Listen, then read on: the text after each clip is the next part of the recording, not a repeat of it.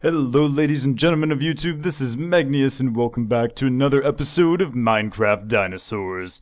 So, I don't exactly have my voice back all the way, and indeed making a 20-minute episode of this is probably going to make it hurt a little bit and probably disappear a little bit, but I'm willing to take that sacrifice for all of you. Welcome to what I believe is the finished product of our series tower. Ow. This is, of course, not, I don't know, something that most people would think is very beautiful, I think, but considering the fact it's one of the first structures I've ever actually built in Minecraft other than my treehouse, I'm pretty proud of it. I think it's pretty cool. So I couldn't really get, I can't even see it from here actually, I couldn't get the roof quite the way I wanted to. Let's see if we can back up so we can see it better. But I wanted it to look like a Shinto shrine. And, well, I used some half slabs, and it looks sort of like a Shinto shrine. I don't really know how to make it look more so. So, yeah, that's about as close as we're probably gonna get. So I'm gonna go ahead and feel happy with that. Indeed. And, of course, ow. I'm just gonna, like, break all my armor to kill myself in the process of climbing up and down this tower. All of this glass. Alright, and we are at head level with Ceres, but of course the problem with this is that Ceres, when you're at head level, is glitchy as, yeah, it's disappearing brachiosaurs, what can I tell you? Alright, so that is taken care of. That was fun times, and let's see. So I told you guys that I was helping out a friend, and I've decided not to tell the whole story for the sake of privacy and stuff, because you know, telling other people's stories on the internet to like 15,000 people is really not really a good way to show one's friendship. So I'm just going to say that I am an amazing... Please don't eat me.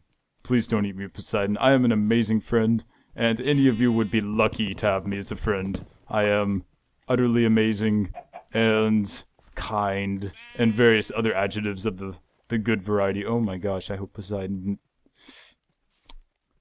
didn't eat Neptune. Well, either way, Neptune should be around here somewhere, I hope. So let's go ahead and put this back. I did indeed look up who the first people were to say this. Let's check it out. Stop Animation 12? Will this fit? It will. Stop Animation 12 was the first, I believe, at least in that one particular video. Megan Black. Excuse me. It's probably going to sound terribly loud, but... Oh man, making videos when you're sick is a bad idea, everyone. Okay, so Megan Black and Romka David. I don't know how to pronounce your name. Please let me know in the comments. Romke. But yes, thank you so much for naming Neptune our wild plesiosaur wherever it may have gone. It survived this long. I'm sure it's still alive out there somewhere. Let's see some other things that I wanted to do today before we start talking about news. I wanted to collect some sand, and I wanted to make a grave for Icarus. Oh, hello, skeleton somewhere around here. I think here would be a nice place. So let's go ahead and empty this out. I think a yellow flower will do quite fine.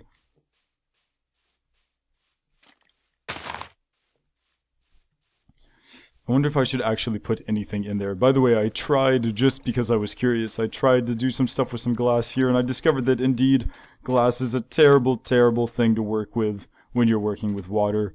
Well, I think any blocks are really, because now I've broken the surface of the water, and I hate moving water. I hate it. Like, really, I don't know why that mechanic is in Minecraft. There should be, like, somewhere for the water to have to go for it to be moving still. But who am I to judge? No one ever listens to me. Why am I doing this with my hand? Alright, there we go. Also, additionally, there's the problem of when you're putting glass underwater. Poseidon tends to like to eat you, and as mosasaurs did in, you know, real life, they tend to eat using big chunks, and it hurts, and I almost died. It was sort of ironic. Alright. Very good. So let's go grab Icarus's sign. In fact, we should have some pterosaur DNA now from those 9 pieces of meat. I guess technically killing your dinosaurs is a wonderful way to clone them and make more. But it's still sad nonetheless to see Icarus go. Brad H. Brad H. Have to remember that.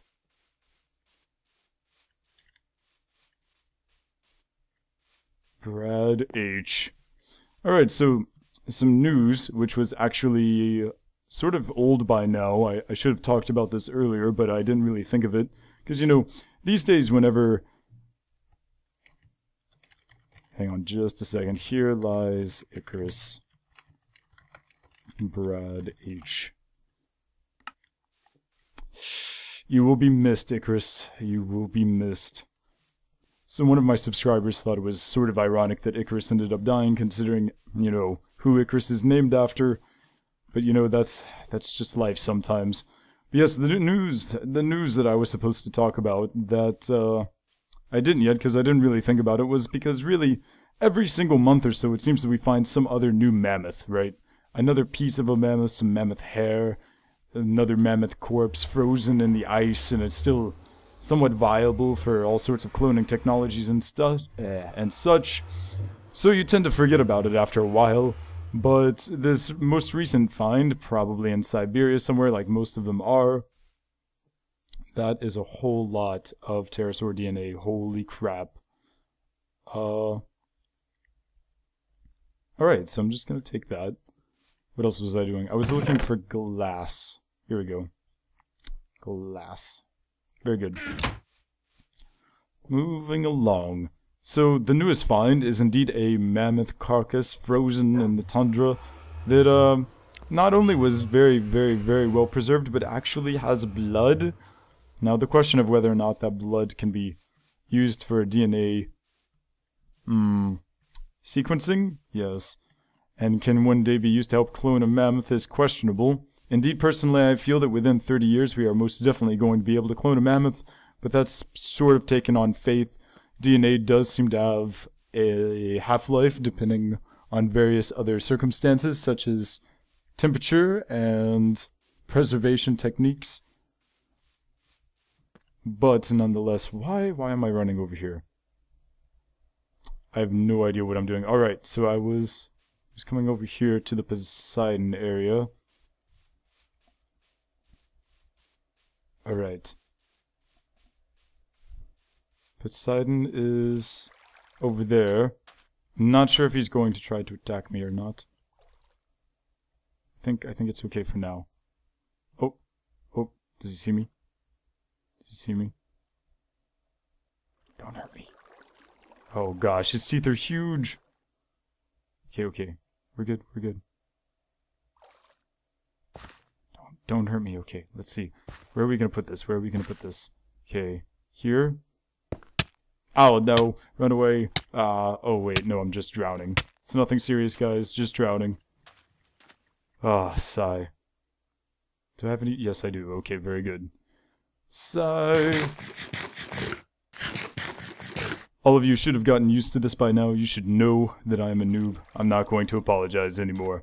But, what? Oh, man. I really don't want to be sick anymore, guys. I don't want to be sick anymore. Alright.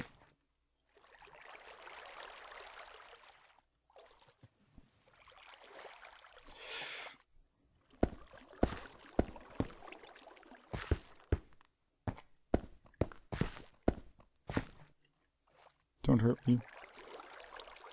Oh, my throat feels so terrible, everyone, but I just want you to know that I'm doing this for you. I'm doing this for you, ladies and gentlemen of YouTube.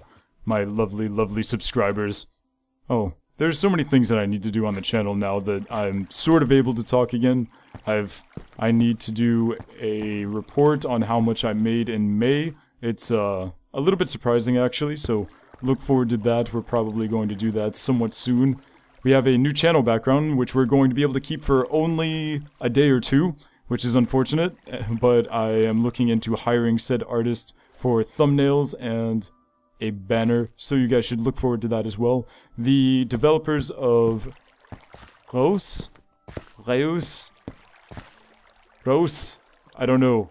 I still don't know how to speak Dutch, guys, I'm sorry, but those guys, they got in contact with me again. Wonderful, wonderful people, and they want to do a giveaway on my channel for two copies of roasts, I believe. So we'll be doing that soon as well after we make a few more episodes of roasts. And also, I come up with some sort of idea. I think I'm going to have people write poems about nature and sustainability and planets and stuff, since that's sort of the idea behind the series.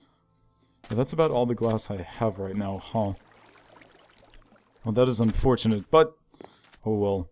Also, I'm not sure if Poseidon can bite through glass. The unknowns, the unknowns. But yeah, so that's coming up as well. We're going to be switching over to the one channel. That's not going to be fun. And I need to reply to a lot of people who have sent me emails because I've been sick and dying for the past few days. But anyway, in terms of the mammoth discovery, so there's actual blood. It's quite interesting. It's probably the best preserved carcass of a mammoth we've ever found, which is sort of interesting and surprising.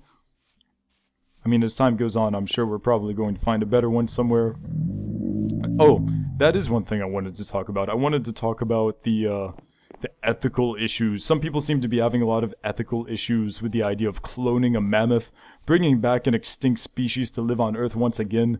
People use arguments such as nature chose the mammoth to go extinct, and the mammoth had its chance, and stuff like that. And really, you know, I don't know.